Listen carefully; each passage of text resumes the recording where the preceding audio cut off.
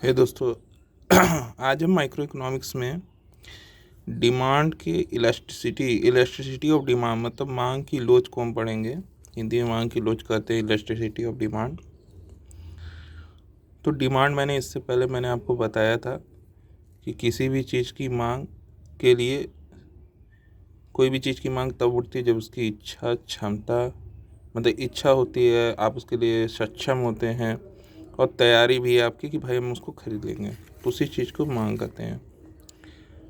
अब आते हैं इसके मांग की लोच में कि मांग, जैसे मान लीजिए कि आप कितने फ्लेक्सिबल हैं किसी भी चीज़ को किसी भी चीज़ के बारे मतलब प्रोडक्ट के बारे में, कि जैसे आप जब भी खरीदने जाए कितने फ्लेक्सिबल करने का मतलब कि यदि कोई चीज़ सामान आपको 10 रुपए का कोई सामान एक है और सेम सामान वहीं दूसरे दुकान में 5 रुपए का है, तो आपका क्या रिस्पॉन्स रहेगा कि आप तुरंत भर में, अब मान लीजिए उसकी क्वालिटी सही नहीं होगी 5 वाले की, लेकिन तब भी आप उसको खरीदेंगे, तो आप कितने खरीदेंगे। और मतलब एक तरीके प्राइस फैक्टर कर गया कि प्राइस कम है तो भाई अगर आपके बजट कम है तो आप प्राइस फैक्टर के हिसाब से कम वाला ही खरीदेंगे, चाहे हल्का सा लो क्वालिटी लेकिन खरीदेंगे वही।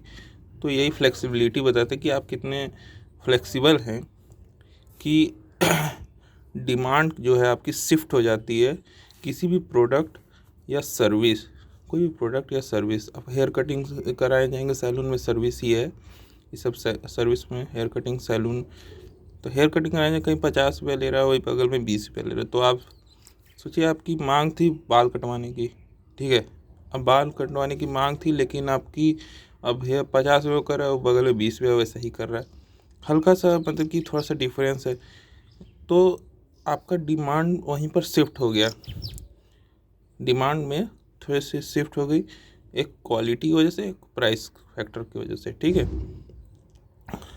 तो उन सब की वजह say that change from this variables और फैक्टर्स, तो ये कुछ फैक्टर्स हैं, 4 फैक्टर हैं जिसके वजह से जो व्यक्ति होता है वो अपने मांग में खिसकाव करता है, मतलब कि मांग में खिसकाव कर सकते हैं या फिर मांग की लोच करता है, ठीक है। कोई भी चीज़ यदि अब जगह मान लीजिए प्लास्टिक है, प्लास्टिक में कम जगह होगा तो आप थोड़ा सा, प्लास्टिक क्या होता है थोड़ा लचीला होता है, तो आप उस पर जगह बना बना के तो थोड़ा सा सामान और डालेंगे तो फिर ठीक है। तो उसी की तरीका अब हम इसके वेरिएबल्स के बारे में बात करते हैं, ये प्राइस। अब प्राइस क्यों होता है, अभी मैंने आपको बताया कि 10 रुपये का सामान, 10 रुपये का सामान अब 5 रुपये मिल रहा है, भले ही लो क्वालिटी मिल रहा है, लेकिन आपकी बजट ही इतनी है कि भाई आप 10 रुपये का सामान 5 रुपये में ले रहे हैं। तो सबसे पहला फैक्टर ये हो गया, इसके चलते प्राइस के चलते आपने शिफ्ट इन डिमांड कर दिया, मतलब कि डिमांड के रेफ़र कर दिया कि शिफ्ट, भाई हम ये सामान नहीं यही सामान लेंगे लेकिन दूसरे जगह से लेंगे, ठीक है। अब जैसे इसके यहाँ पे जैसे ले लेते हैं प्राइस में, और भी जैसे ले लेते हैं कि मान के चलिए कि कोई भी जैसे, हाँ मान लीजिए पेंसिल आप खरीदने जा रहे हैं, नटराज की पेंसिल कहीं 8 रुपये होगी, अब इसमें मुझे पता नहीं, नटराज की पेंसिल 8 रुपये, वही दूसरे प्रोडक्ट वैसे ही होगी पेंसिल ही, तो उसकी कीमत 5 रुपया। तो आप लोग क्या होगा कि भाई 8 रुपये का सामान नहीं खरीदेंगे, 5 रुपये का ही सामान खरीदेंगे, भाई काम वही करना है। तो ऐसे में प्राइस को डिटरमाइन किया जाता है। फिर अब आता है कस्टमर इनकम, मतलब कि कंज्यूमर का इनकम, उपभोक्ता की आय, सबसे बड़ा चीज़ होता है ये भी फैक्टर बहुत इम्पोर्टेंट है। अगर यदि कंज्यूमर का इनकम कम है तो भाई उसकी डिमांड तो शिफ्ट हो गई कोई न कोई प्रोडक्ट पर। अब जैसे कोई ले रहा था बासमती चावल, कोई चावल ले रहा था, कोई बासमती चावल ले रहा था, अब वो आके थोड़ा सा उसके क्वालिटी लो वाले चावल खरीद, क्योंकि उसकी बजट कम थी, 100 रुपये का चावल वो अब 50 रुपये का ले रहा है चावल, ठीक है। तो राइस में, तो राइस ही है, लेकिन उसमें क्या है कि आपके जो प्रोडक्ट था बासमती वो हट के अब दूसरे प्रोडक्ट कोई और अनदर चावल में आपका, दूसरे चावल में आपका डिमांड हो गया, ठीक है। तो ये आपका कंज्यूमर इनकम भी कह सकते हैं इसको, ठीक है। और भी आप कुछ ले सकते हैं। देखिए कोई कभी आए आपको 100 रुपया मिले और फिर उसका अचानक आपका फिर वेतन कम हो जाए, आपको पॉकेट मनी ही 80 रुपया मिल जाए, तो आप 80 रुपया में पहले जहाँ 100 रुपया में खर्च करके 20 रुपया बचाए थे, वही 80 रुपया में आप 60 रुपया खर्च करके 20 रुपया बचाएंगे, ठीक है। वही कर रहा हूँ। अब एडवर्टाइजिंग क्या होता है कि जैसे कोई भी भुगता किसी चीज़ की डिमांड कर रहा है, कोई कोई मान लीजिए कि एक न्यूज़पेपर है। अब न्यूज़पेपर में कोई 5 रुपये का, ले रहा हूँ एक ऐसा उदाहरण, 5 रुपये का कोई, आज तो 7-8 रुपये का शायद न्यूज़पेपर हो गया है, और वहीं कोई दूसरा न्यूज़पेपर आ गया जो 5 रुपये का है, ठीक है। या मान लीजिए कोई और भी चीज़ कोई और प्रोडक्ट मान लीजिए आप अपने अनुसार कि वो प्रोडक्ट 8 रुपये मिल रहा है। अब एडवर्टाइजिंग से आपको दिखाने को मिल गया कि भाई कोई एक ऐसा ही सामान है सेम टू सेम और वो 5 रुपये मिल गया, 5 रुपये मिल रहा है। तो आप एडवर्टाइजिंग के द्वारा भी उसमें आप डिमांड में आपका शिफ्ट हो जाएगा, दूसरे के ऊपर डिमांड हो जाएगा। मतलब जो 8 रुपये का आप डिमांड आप जिससे ख़रीद रहे थे, जिस चीज़ की मांग कर रहे थे 8 रुपये का, मान लीजिए न्यूज़पेपर के ही 8 रुपये मांग कर रहे थे, वो जाके एडवर्टाइजिंग के बाद आपने वो दूसरे न्यूज़पेपर ही लिया, वो भी वही देता है लेकिन वो 5 रुपये में दे, तो आपका डिमांड का जो था उसका डिमांड वो दूसरे के ऊपर डिमांड आ गया, ठीक है। अब सब्सटीट्यूट और कॉम्प्लीमेंट गुड, जिसको स्थानापन्न वस्तुएं इसको कहते हैं, सब्सटीट्यूट को, कॉम्प्लीमेंट को पूरक वस्तु।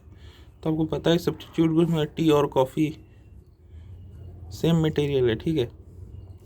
तो टी का अगर 5 रुपया हो गया और इसका 7 रुपये, तो लोग प्रेफर करेंगे टी को कि भाई 5 रुपये में ही टी मिल रहा है, 7 रुपये कॉफ़ी क्यों मैं पीऊँ, ठीक है।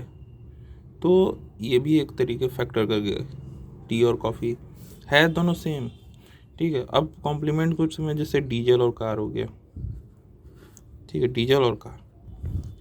अब यदि डीजल की प्राइस बढ़ेगी तो आप कार का जो होता है डिमांड वो कम हो जाएगा, ठीक है। और यदि कार कहीं डिमांड मतलब कि कम हो गया तो डीजल में कमी आएगी कि भाई कार नहीं रहेगा तो डीजल है, तो दोनों एक तरीके पूरक है दोनों एक दोनों से, ठीक है। ये तो आपको समझ में आ गया होगा पूरी चीज़। अब बात करते हैं इन इलास्टिक डिमांड के बारे में। तो इन इलास्टिक डिमांड उसे कहते हैं जहाँ पर अब जैसे कागज़ मान लीजिए, कागज़ इन इलास्टिक होता है। अगर आप कागज़ को खींच दीजिएगा, मान लीजिए न्यूज़पेपर देखिए, अगर आप उसको थोड़ा खींच दीजिएगा ऐसे करके फट गया, ठीक है। तो अब यही प्लास्टिक होता तो खिंचा जाता है, ठीक है। तो इन वही होता है लो स्टार्टिंग प्राइस। अब जैसे हाउस होल्ड प्रोडक्ट्स हो गए, कोई सर्विस ऐसा हो गया, सर्विस का मतलब कि मान के चलिए आप रोज़ बस से जा रहे हैं, ठीक है, वही एक बस आपके यहाँ चलती है, मान के चलिए एक बस चलती है, सेवा दे रही है आपको, सर्विस दे रही है ट्रांसपोर्ट का।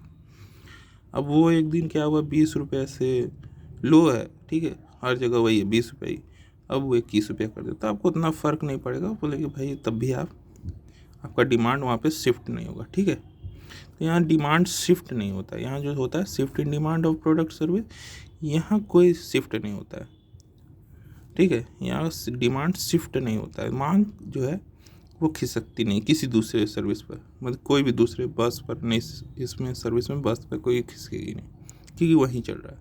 हाउस होल्ड प्रोडक्ट में होंगे जैसे फूड, रोज़ आटा खाना है, दाल खाना है, भात खाना है, मतलब रोज़ का है ये। तो अगर इसमें अगर कुछ ऊपर नीचे कॉस्ट हो भी जाता है, ठीक है, मैं खाने की बात कर रहा हूँ, मतलब कि मैं प्रोडक्ट की क्वालिटी की बात नहीं कर रहा हूँ, बासमती राइस ये सब मैं बता रहा हूँ। अगर उसमें 1-2 रुपये ऊपर नीचे होता आप लोग उतना फ़र्क नहीं पड़ता। फ्यूल वैसे ही हो गया कि अगर डीजल का प्राइस आज 87 रुपये या 88 रुपये 97 से ऐसे ही कुछ है, तो अगर वो कल के दिन 89 भी हो जाए तो आप वही लीजिएगा डीजल, आपको उतना फ़र्क नहीं पड़ेगा। तो बहुत लो मतलब कि इसमें होता है कि भाई अगर 20% अगर कोई चीज़ में बढ़ता है, इंक्रीज होता है किसी चीज़ का प्राइस, तो 1% ही डिक्रीज होते हैं ग्राहक लोग, मतलब 1% ही डिमांड कम होती है, उससे उतना फ़र्क नहीं पड़ता है। तो यही कोई इनइलास्टिक कहते हैं, ठीक है। अगर कोई भी डाउट है तो प्लीज़ कमेंट बॉक्स में ज़रूर लिखें और पूछें। और ऐसे अगर और वीडियो आपको चाहिए, कोई भी डाउट के वीडियो, तो मुझे ज़रूर नीचे कमेंट बॉक्स में लिखें, मैं उसे ज़रूर उस पे बनाऊँगा। और अगर वीडियो अच्छी लगी हो तो लाइक, शेयर और सब्सक्राइब जरूर करें। Thank you.